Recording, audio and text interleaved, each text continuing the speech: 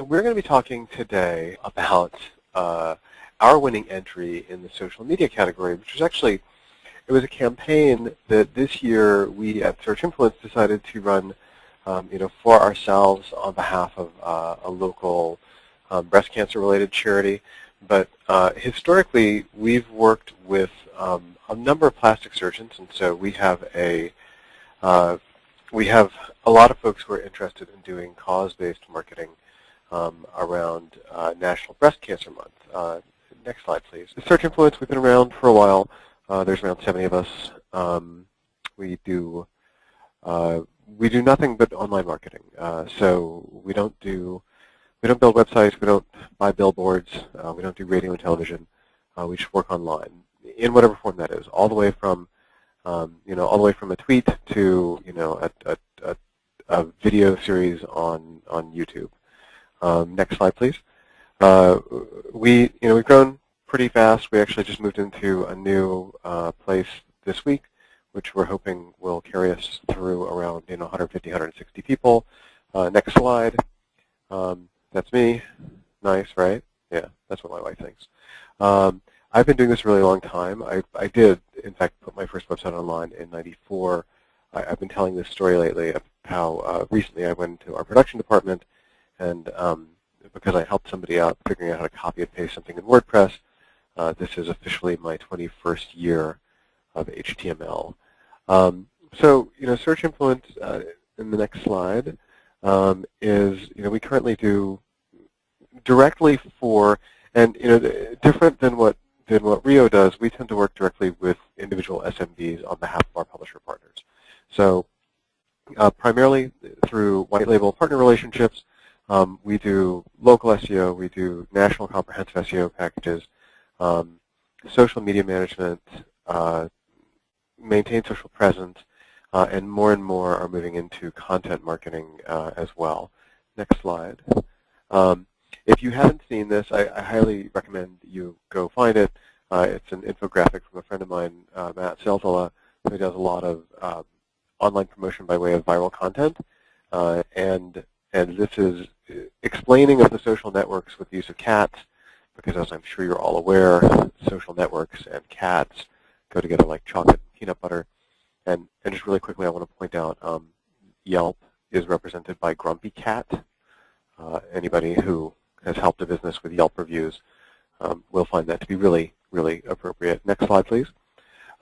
Another friend of mine, interestingly, another Matt, this one Matt McGee, who is the executive editor of Search Engine Land, put together this SEO success pyramid. And next slide. You'll see at the very top, social and local findability are a big component of trust, right? And trust is what makes people want to buy stuff from you. Next slide. The most visited sites, Joe, next slide, please.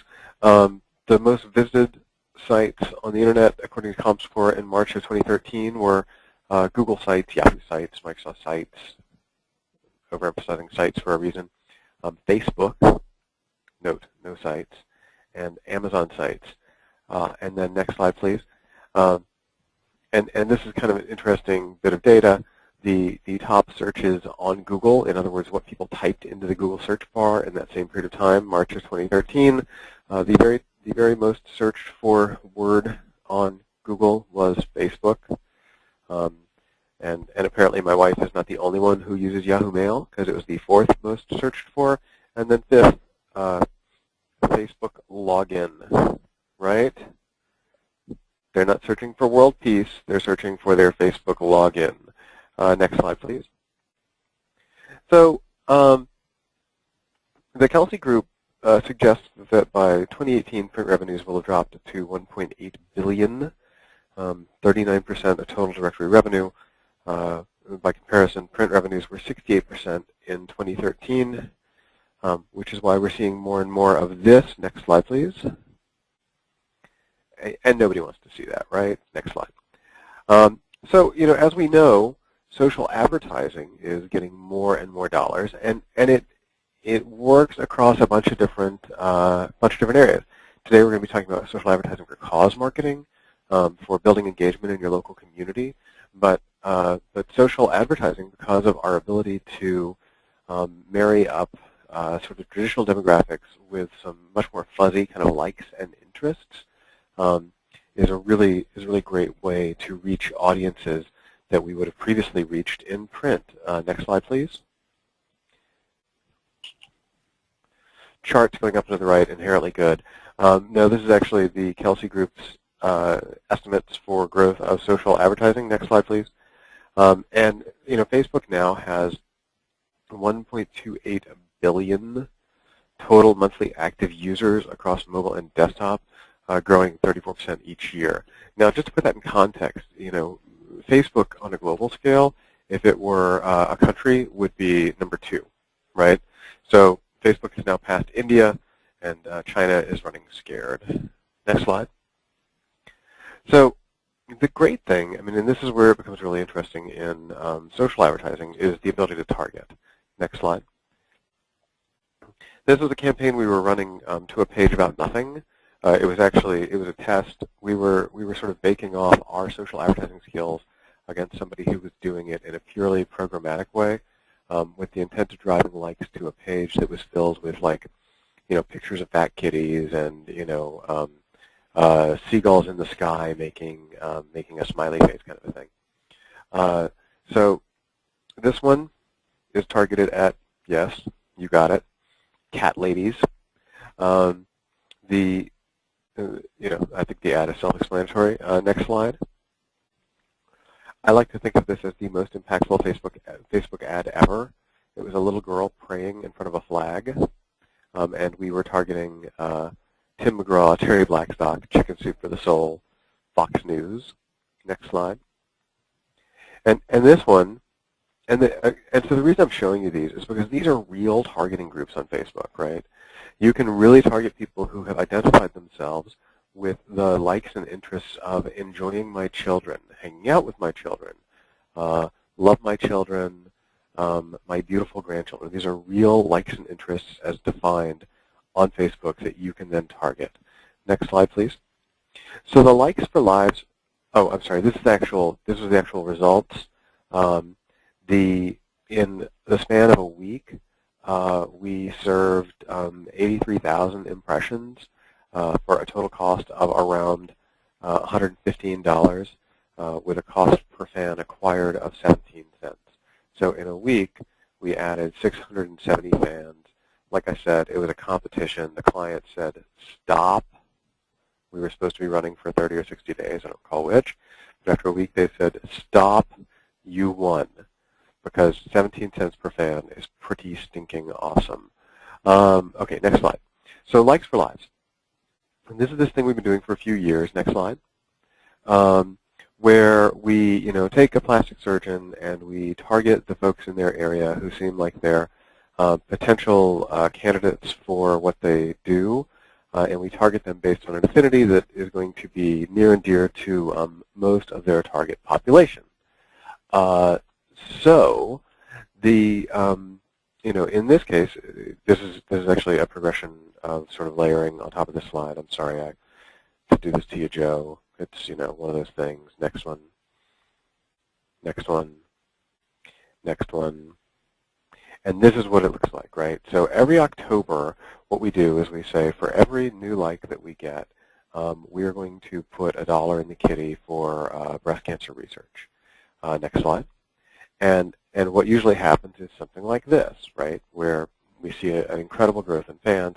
And the beauty of this, if it is well targeted, is that what you're doing is you're speaking to a shared affinity while targeting your appropriate demographic targets, right? So it's not that our guy does breast cancer reconstruction. It's not that our guy even necessarily sees many breast cancer patients. It's that he sees women. And there are lots of women who have an affinity towards breast cancer who are going to feel more positively about him because he is supporting a cause in which they are interested, right? It's kind of classic cause-based marketing. Next slide. So what we do is we take, we take some content and we throw a little money at it. And so what you can see on the, we've got two different bits of creative, not terribly different, but The one on the left was seen by 8,400 people, and the one on the right was seen by 26,000 people, right? And the big difference was the dollars. So we paid for exposure to 13,000 of those folks, but it was still seen organically and virally, meaning that in addition to those that we paid to see it, they then shared it and it got reshared by 3 times as many folks as saw the other one, which had no promotion. Next. So, and again, what happens when we do this, next slide, is that the likes equal the donation. The targeting gets us in front of folks who are likely to be customers and increased brand awareness. The fan base grows, and the great thing about growing your fan base on Facebook is that then you have more opportunities to target based on affinity to pre-existing friends, because it means a lot more when I say your friend Jack liked this thing than when I say, hey, buy my stuff, right? It generally will lead to some leads coming through lead forms on the website, and everybody feels good when you have an opportunity to give to a good cause. So we decided to, as they used to say in the old early Silicon Valley days, we decided to eat our own dog food. Next slide. We have a client who's a local client in New Orleans who actually runs a breast cancer surgery facility, and we have been asked to donate to to the screening of a film that was a fundraiser, and so we were trying to we were really trying to justify the fact that we wanted to give these guys $5,000 to get their to get this film produced and to get it out there into the market. So we wanted to get to 5,000 likes on the Search Influence page. Next slide. And so what we did is we did a total takeover of the Search Influence branded assets on social media. So you can see there, that was in the middle of this slide. That was our actual Facebook page, and we gave it up and we went pink for the month of October. Next slide. We pushed this through a number of different graphical implementations, so that people would see that we were behind this and what the intent was. Next slide. We created custom ads to say, we're going to be giving $1 for every new like toward this event. Next slide. And ultimately, and you can see different iterations of Facebook creative. Next slide. And we carried it through to Twitter. Next slide. And Google Plus. And and basically just let our October be driven by this implementation on behalf of a client and friend here in town. And so we added during the campaign over 3,000 new fans. And interestingly, in the beginning, the ones that we were targeting is we were targeting folks who were interested in internet marketing and also had an interest in breast cancer related stuff. So we were eating our own dog food, right? I mean, we ran this campaign to support a cause that we were interested in, both organically and on behalf of a client, and we took the opportunity to introduce ourselves to folks who were interested in what we do for a living, who may not have already been aware of us.